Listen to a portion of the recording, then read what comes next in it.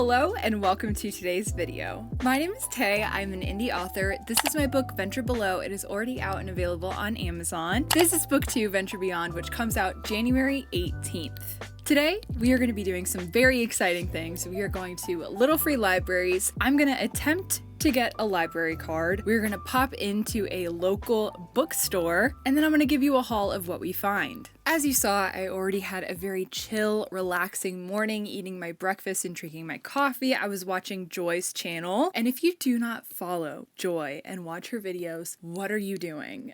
I have to say, she has one of my absolute favorite AuthorTube channels. I highly recommend checking out Joy's channel. I'm quickly going to go through the 2 books that I'm going to be donating today because there is only one little library in this town. Trevor and I did scout out. There were allegedly 2. We scouted them out because I was like, I don't want to get all set up and excited to film this video, and then it turns out both of them are non-existent or not frequented. So I was like, I don't feel like that would be fun content for you or me. So we ended up checking them out. One of them is incredibly well taken care of. I didn't look at the books because I wanted it to be like a genuine reaction, but I could tell they were new books. It seemed like they were kind of my vibe just by the spines and like a glance of the color schemes.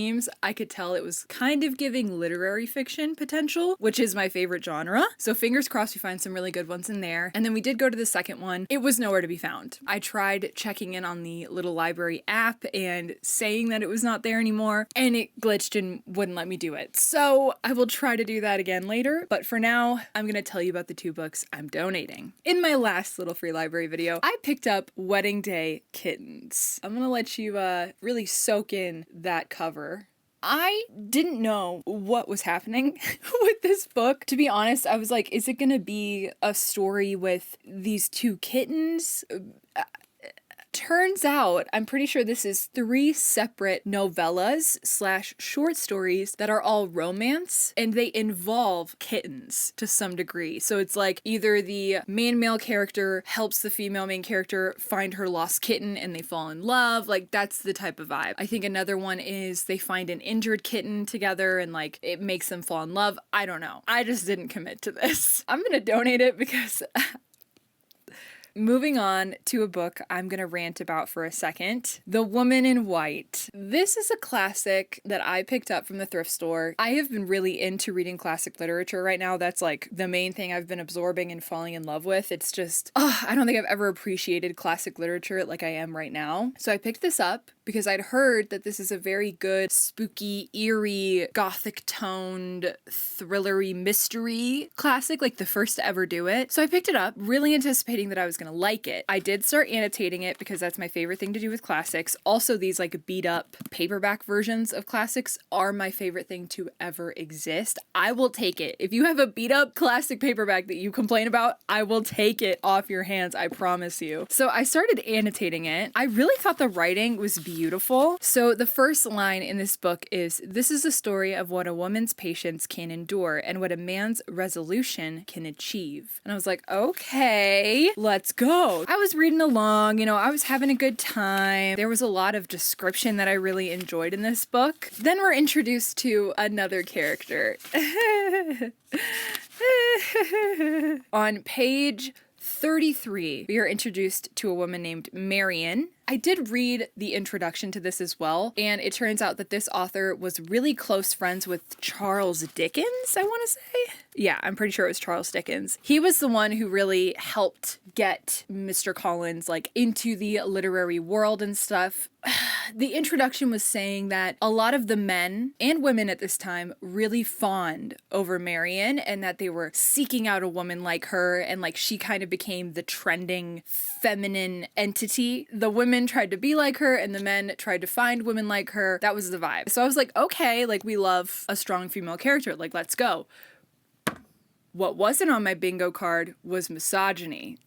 I have never read a female main character that hates women more than Marion. When I tell you my jaw hit the floor, I think it's because I've been reading a lot of Dostoevsky, and from what I have read of his, he writes women so well and with such reverence that it was very jarring to read what I was reading. And to be honest with you, it could get better. The book could get better in terms of that aspect of it, and like maybe she has some character growth. Maybe she falls in love with being a woman, you know, and she embraces that side of herself. But I cannot stand where it was going. And I think she said, you know, 4 or 5 very sexist, just degrading to women things. And I was like, if there's one more, I'm throwing the book and I'm donating it. And as you can tell, there was one more. I'm just gonna read you one line so you kind of understand what I'm talking about. I'm literally getting angry. Like reading this again. That's why I'm not going to dwell on it. Like I was fully prepared to keep reading this book, and I came up with a symbol to draw wherever there was, in my mind, a sign that this book was written by a man. In other words, I'm saying that he didn't write the woman well. There was too many instances for me to do the symbol, so I gave up. But basically Marion is talking about how before this main male character shows up, they had 2 other women that were staying with them at this house. And this is what she says. All through their visit, we produced no such convenience in the house as a flirtable, danceable, small-talkable creature of the male sex. And the consequence was we did nothing but quarrel, especially at dinner time. How can you expect 4 women to dine together alone every day and not quarrel? I did not like that. So I literally wrote, a sign this book was written by a man. And she keeps talking about this basically and is like, we are such fools, we can't entertain each other at table. You see, I don't think much of my own sex. She's just like rambling on and is like, do you want coffee or tea? Like blah, blah, blah, blah. And she's like, you know what? I'll just give you tea and do all a woman can, which is very little, by the way, to hold my tongue. That's all in the same paragraph. Like, it just came out of the blue. I was so looking forward to reading this book. There's more instances of that literally in the next 4 pages. It just is hit after hit after hit. We're done with that. So those are the 2 books that I'm going to be donating to the little library. Do you want to come say hi? They never get to see you in these videos. Hello. Bye, Trevor. Bye, Taylor. So yeah, those are the 2 books that I'm going to be donating. In terms of what I am looking for today are all the books that I had talked about in my 25 books I want to read in 2025 video, if you have not checked that out yet. Stoner by John Williams, I would really love to find. Love Light Farms by B.K. Borison. Ready or Not by Cara Bastone. I feel like those are 2 books that I would be down to reading like from the library or something. But I'm also really open to picking up some graphic novels. I really, really love graphic novels, and I read a majority of them on my phone through Kindle Unlimited. So I feel like I have a very small window of what graphic novels I can actually read. That's another main reason that I have really wanted to get a library card, is so that I can pick up some graphic novels, like physical copies, and then also just support the local library here. And then there is a bookstore we're going to be going to that's called the Black Cat Coffee and Bookshop. I may or may not have popped in there yesterday just to kind of see the vibe and ask permission to film in there and stuff. I sat in there for nearly 2 hours talking to the people that were in the bookstore and creating instant friendships with them. One of the best afternoons of my life was spent in that bookstore, so I'm very, very excited to go back. I am so excited for today. Make sure you grab your cup of coffee or your fun drink, sit back, relax, and let's go get some books. Hello, we are here at the First Little Library. It's so cute. That's all I have to say. Let's go. Trevor, how cold would you say it is right now? 37 degrees out. Amazing. Welcome to the little library. Okay, let's open her up. Oh yeah, baby. Oh my God, this is literally perfect. You guys, this is so good. That's beautiful. I'm kind of regretting only bringing 2 books. Look at that. That's so pretty. Thomas Paine, In the Company of Cheerful Ladies. Oh my God, that's so pretty. Christmas in Alaska. Okay, what is this about? They are the beautiful ones. And this spring is Nina's chance to join their ranks. Maybe. That cover is breathtaking though. Oh my gosh. This is so pretty. Like, what is happening there? I love that. There's another one exactly like it in the book, so don't think I'm just stealing it. Oh, the classic. Okay. Put that back. Let's take a gander down here. Enemy Women. Hi, kitty. Hi, baby. How are you? You want to talk? Say something? He's so soft. Look at his cute eyes. Look at that little face. Oh God, that hurts so bad. Wow, your nails need to get clipped, buddy. We're gonna keep... I love you so much. Look at the rock. Oh my gosh. Ooh. Poetry and prose. Oh, that's cute. Santa Fe. Okay, I think I'm gonna take this one potentially. Okay, the Scarlet Letter. I have not read. This is a potential. It's also a classic. Landscape and Memory. The Snow Goose. Oh, and that one I forgot. I can't take you home. This is clearly your home. Go back to your home, little guy. I think I'm gonna take the Scarlet Letter and come back for Night, just because I know Night is about the Holocaust and it's a very like sad book that like obviously should be read, but I just don't know if I'm in the mental headspace to read something with that much tragedy in it right now. So, not that the Scarlet Letter is any... Buddy! Buddy, what are you doing? Buddy! Come on, buddy. Oh my God, that's hilarious. We're gonna have to like put him back in his house. Anyway, I rate this one a 50 out of 10 because of the kitty, the beautiful rock, how you can clearly tell this one is very loved. And we are taking 2 books and I need to donate my 2 books.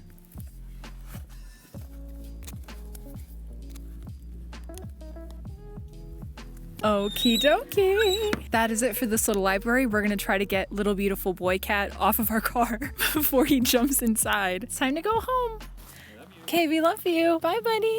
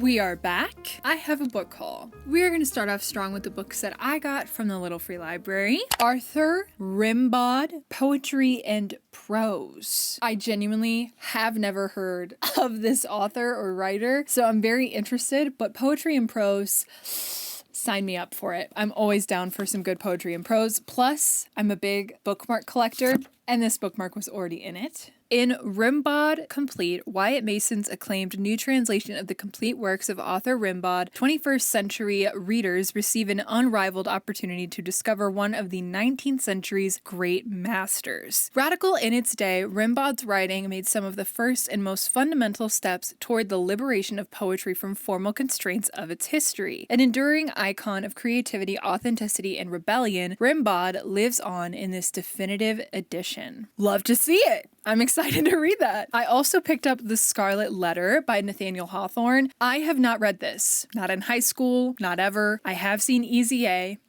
But I have not read this. I know generally what it's about, but I'm going to read a little bit of the back just so if you haven't heard of The Scarlet Letter or you don't know really what it's about like me, you can at least hear kind of what is going to be involved in this book. Nathaniel Hawthorne's The Scarlet Letter is a dark tale of love, crime, and revenge set in colonial New England. It revolves around a single forbidden act of passion that forever alters the lives of 3 members of a small Puritan community. Hester Prynne, an ardent, fierce, and ultimately ostracized woman who bears the symbol of her sin, the letter A stitched into the breast of her gown, in humble silence. The Reverend Arthur Dimmesdale, a respected public figure who is inwardly tormented by long-hidden guilt, and the malevolent Roger Chillingworth, Hester's husband, a man who seethes with an ob-like lust for vengeance. The landscape of this classic novel is uniquely American, but the themes it explores are both timeless and universal. The nature of sin, guilt, and penance, the clash between our private and public lives, and the spiritual and psychological cost of living outside society. Constructed with the elegance of a Greek tragedy, The Scarlet Letter brilliantly illuminates the truth that lies deep within the human heart.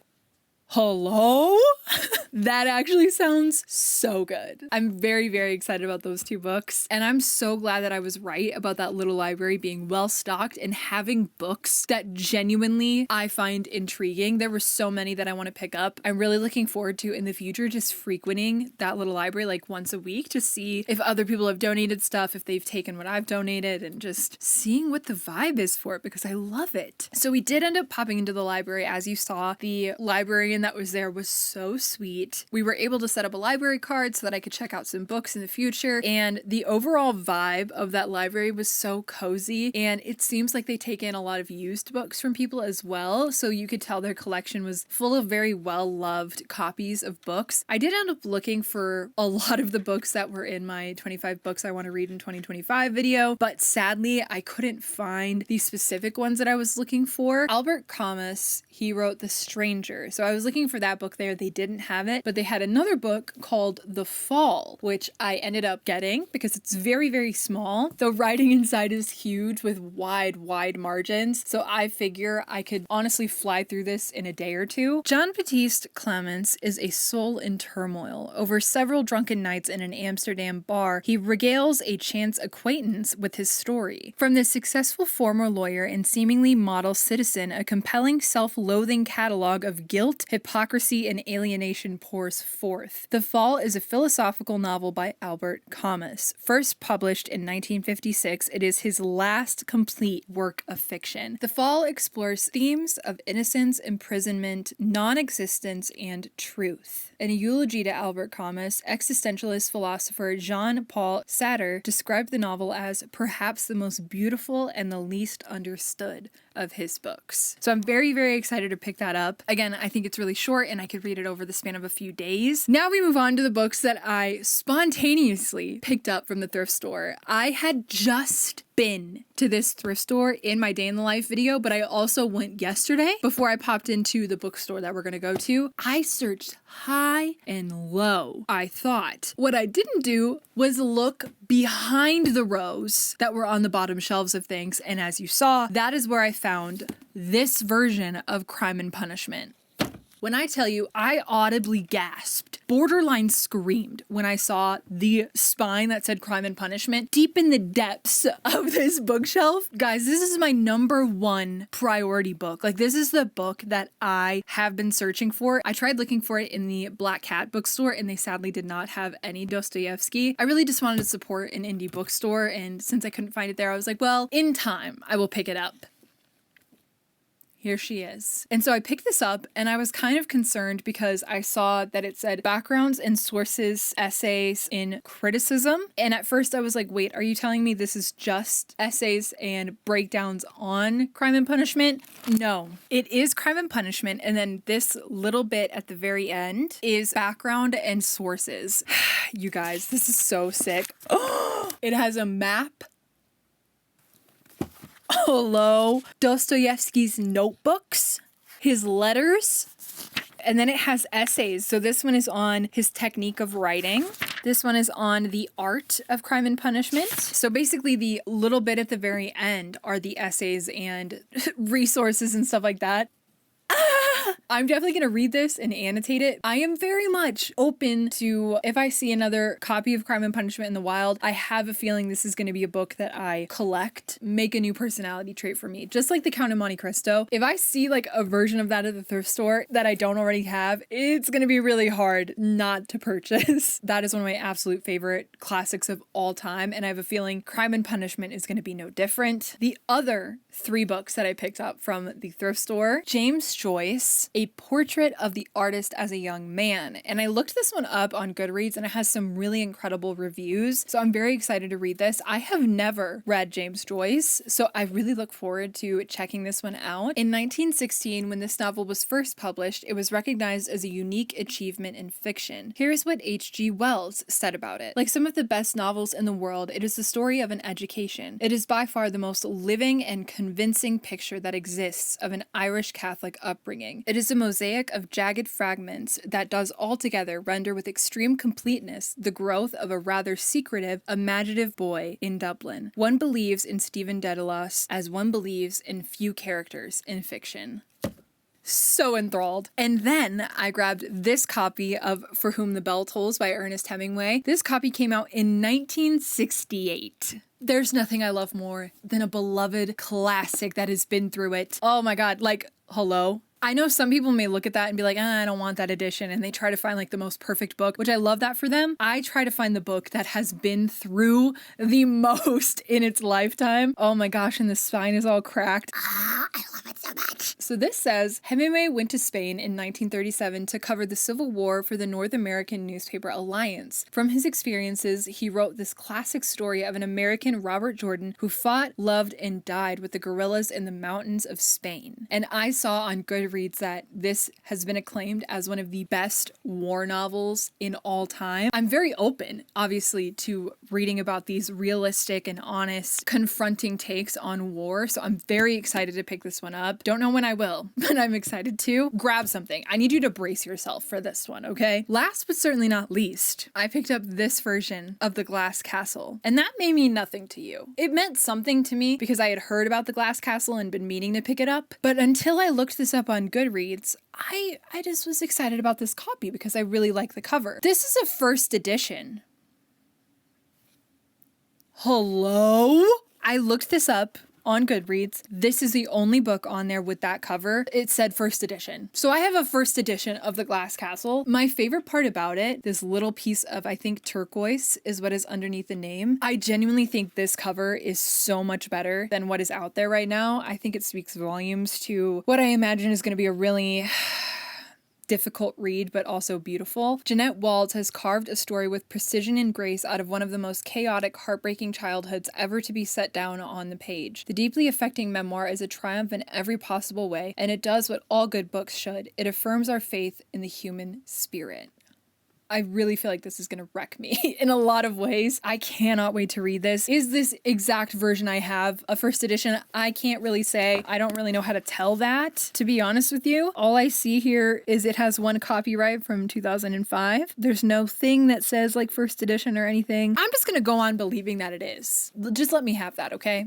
Those are all the books that I got today. Believe it or not, these 4 books that I picked up from the thrift store, I want you to guess how much I paid for them. All these incredible vintage older copies of these incredible works. How much did I pay? No, I paid $1. That's all I paid today for these 7 books was $1.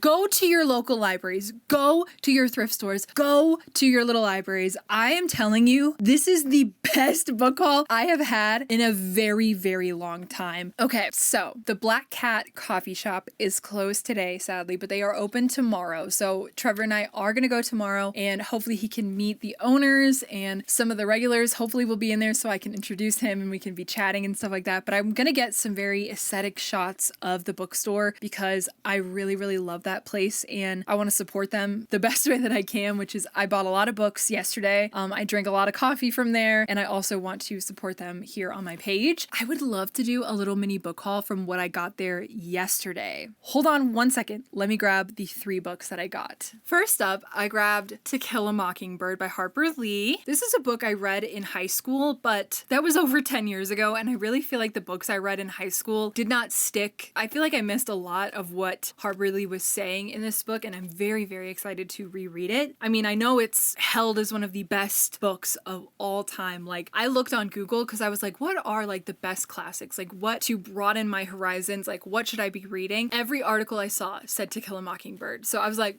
No questions asked. I will read it. This is the exact edition I read in high school, so it's very nostalgic for me, and I'm just excited to annotate this and keep it forever. Next up is White Oleander by Janet Fitch. This is a book I saw on Kindle Unlimited, and I started reading it and immediately knew I was going to love it. So I stopped reading it because I wanted to pick up a physical copy of this book, and it's of course a well-loved edition. Oh my god, the way I screamed my little heart out. I was so excited. And last but certainly not least, The Artist's Way.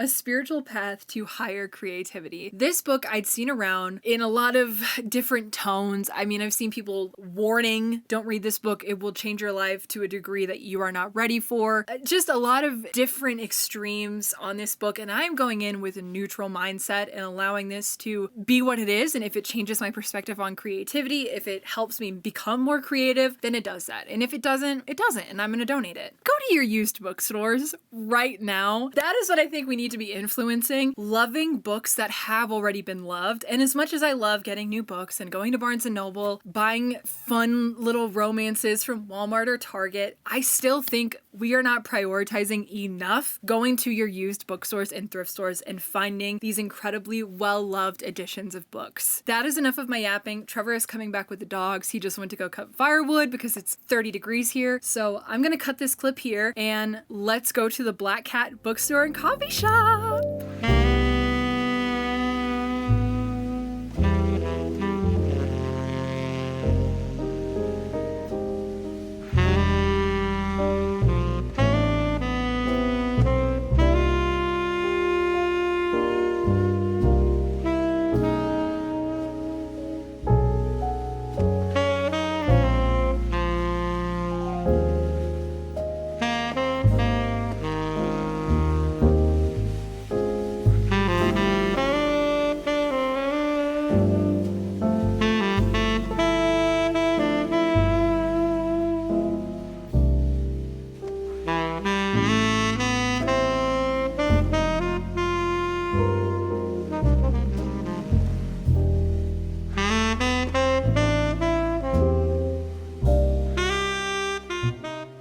As you can see, we are not at the Black Cat Books and Coffee Shop. I am very sad to report that it snowed that day that we were supposed to go, and it snowed the next day that we were supposed to go, and today they are closed. And tomorrow is when this video goes live at very early in the morning. So sadly, I will not be including that bookstore in this video. Really wish that I was able to have made it, but out where we are, they do not plow the roads, they have no salt, so it just would have been very, very dangerous to have driven the distance that we would have needed to get to the bookstore. So sadly, we are not going to be going in this video, but I will put up some beautiful pictures I got from my little trip that I took there a few days ago. I love this bookstore. I will be having some videos that are dedicated to simply being in this bookstore, like full writing vlogs, reading vlogs. I am obsessed with this place, so I promise you will see future videos with that bookstore in them, as well as me going to the library more. I think I'm gonna go today. The book that I ended up checking out, The Fall, I do not like it.